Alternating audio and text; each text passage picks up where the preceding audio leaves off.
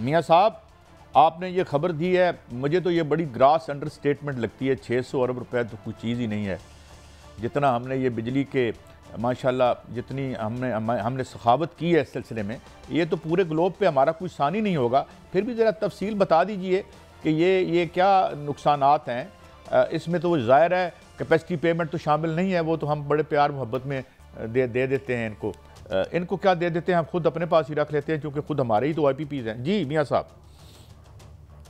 कैसा पहले एक मुबारकबाद आपको कि हुकूमत कहती है माशी इशारिये बहुत अच्छे हो गए हैं, महंगाई कम हो गई है और कर्जे मिल रहे हैं और रेल पेल हो रही है और हम काबीना की तादाद जो है वो बढ़ाने जा रहे हैं। और आज खबर ये आई है कि काबीना की तादाद अभी 34 जो है वो हो जाएगी और उसमें 10 नए चेहरे जो हैं वो शामिल किए जाएंगे, जिसमें सरदार यूसुफ, तारिक फजल चौधरी, अंजम अकीर खान और हनीफ अब्बासी और बैरिस्टर अकील, साद वसीम और शेख आफ्ताब और 2 खवातीन हैं जो शामिल की जाएंगी और बारी बार कम जो है वो काबीना बन जाएगी। इसके बाद और इशारिये जो है वो बेहतर होंगे तो मज़ीद हम बड़ी काबीना करेंगे। अब हम सर मैं आपके सवाल पे आता हूँ। कल नेपरा ने एक रिपोर्ट जारी की है और बड़ी होशरुबा इंकशाफात उसमें किए गए हैं। उसमें कहा गया है कि बिजली की तकसीम कार कंपनियाँ 600 अरब रुपए का सालाना नुकसान करती हैं।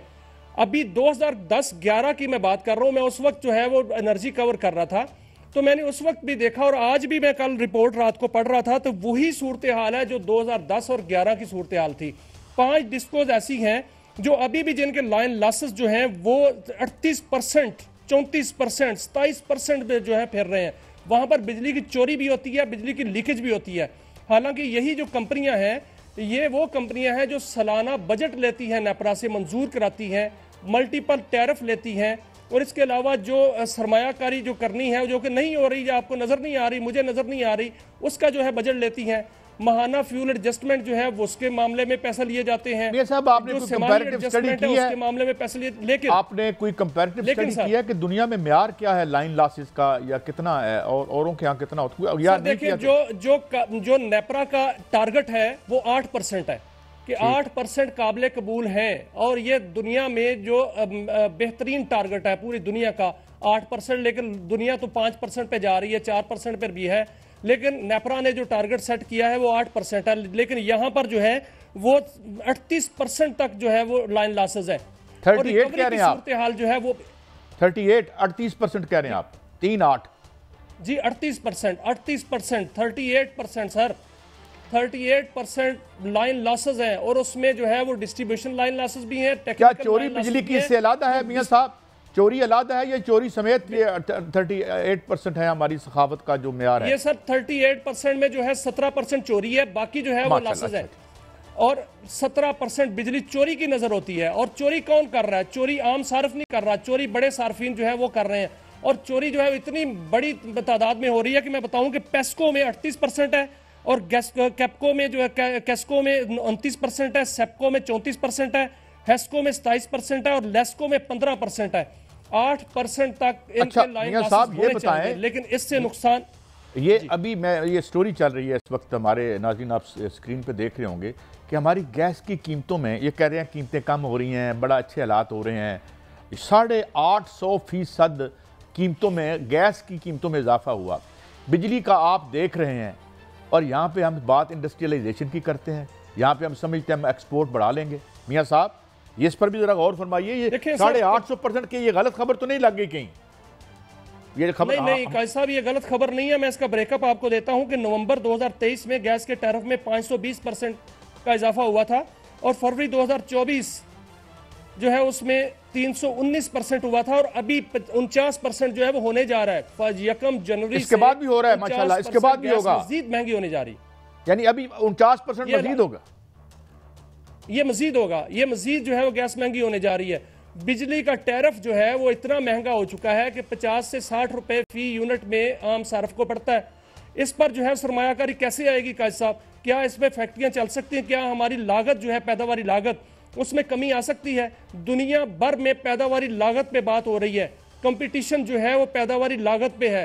हमारी चीज़ें कम्पीट क्यों नहीं कर पा रही पूरी दुनिया में, WTO में हम हिस्सा क्यों नहीं डाला जा रहा हमारा, वो यही वजह है कि हमारी जो अच्छा मियां साहब, ये भी खबर है आपके पास के रिटायरमेंट एज कम कर रहे हैं और पेंशन में ये क्या कर रहे हैं? मुझे समझ नहीं आई खबर की कि पहले तो कह रहे थे पेंशन हम ख़त्म ही कर दें क्योंकि ये बिला वजह जो है हम इनको पैसे दे रहे हैं, तो क्या ये इस हवाले से कोई खबर है आपके पास?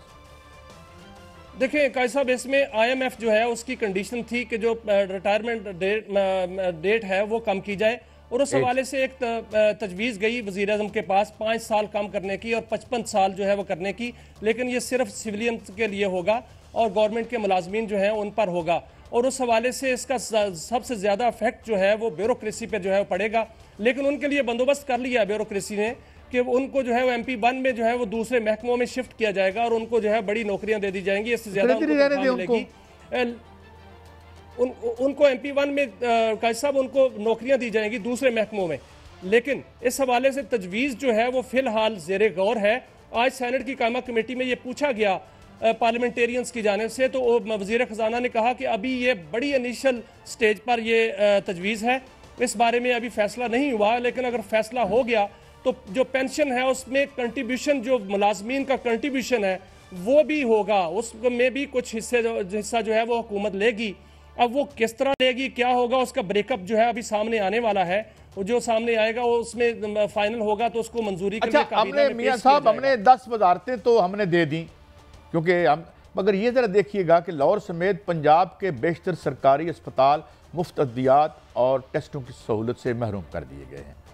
और मैं ये भी अर्ज़ करता चलूँ, ये जियो की खबर है, और मैं ये भी अर्ज़ करता चलूँ कि हमारी जो हमारी आइन है, आइन में ये दर्ज है कि जी ये इलाज अगर किसी को इलाज नहीं कर सकता या इन्फर्मिटी की वजह से, बल्कि ये भी लिखा हुआ है कि इन्फर्मिटी की वजह से, बीमारी की वजह से अगर वो अपना रोज़गार कमाने से कासिर है तो रियासत उसका ख्याल रखेगी।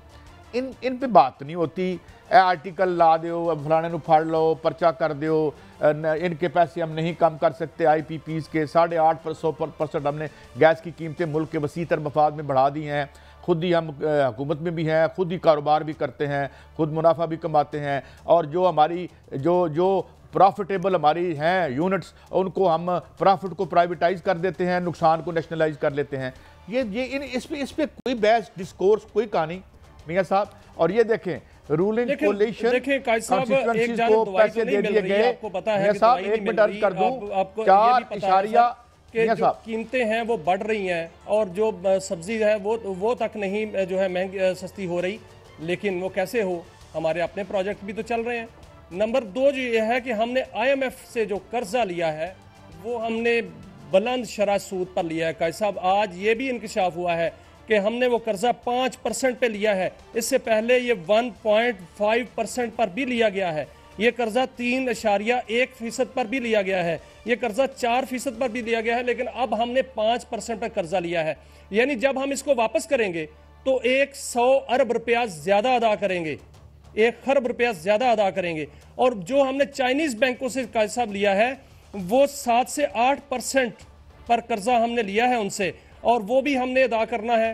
अब हम कर्जा जितना भी ले रहे हैं, मैं तो कोई बात नहीं, कर्जा तो लेना हमारा वाहिद जो जरिए रोजगार है वतन अजीज़ की रूलिंग इशराफिया का, उनके निजी कारोबार छोड़ के वो तो हक हलाल के काम है, ना बच्चे का बाप से कोई ताल्लुक है, वो अपना का। मगर ये खर्च कहाँ हुआ, इस पे कभी कोई बैठेगा कमीशन, और एक कमीशन फ्रांस में बैठा था जिसमें उस कमीशन ने नतीजा निकाला था कि 1 टका वहाँ भी अवाम पर नहीं लगा, तो अवाम ये अपने पैसे क्यों दें, इनसे लो। बहरहाल ये तो आपके तफानुन तबाह के लिए, ऐसे होना तो नहीं है, कर्जे इन्होंने लेके खा जाने, अदा हमने करने।